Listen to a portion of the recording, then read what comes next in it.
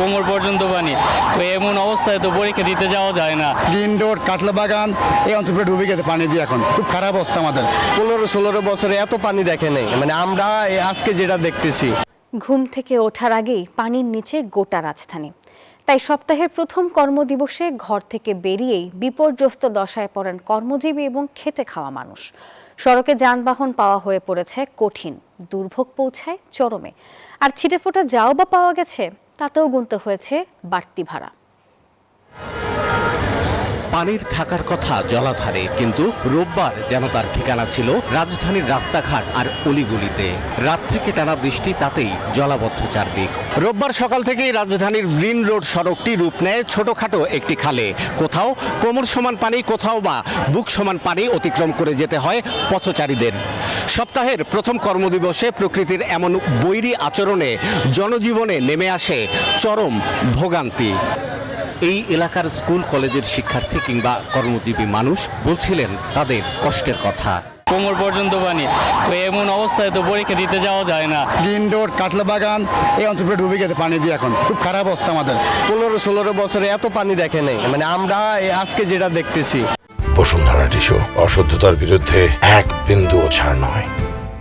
হঠাৎ জলাবদ্ধতায় ভোগান্তির শিকার হন রাজধানীর সব এলাকার মানুষ। কোথাও কোথাও রাস্তাঘাট পেরিয়ে বাড়িঘর এবং দোকানপাটেও ঢুকে পড়ে পানি।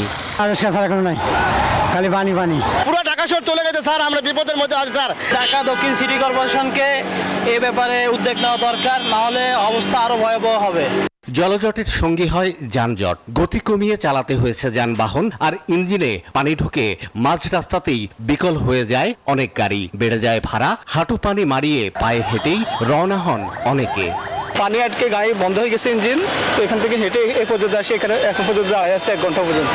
ব্যাটারি চালিত যেগুলো তো আসি না, প্যাডেলগুলো একটু আসে। ভাড়া 3 গুণ। রিক্সা ভাড়া এখন ডাবল হয়ে গেছে, 100 টাকার ভাড়া 200 টাকা হয়ে গেছে।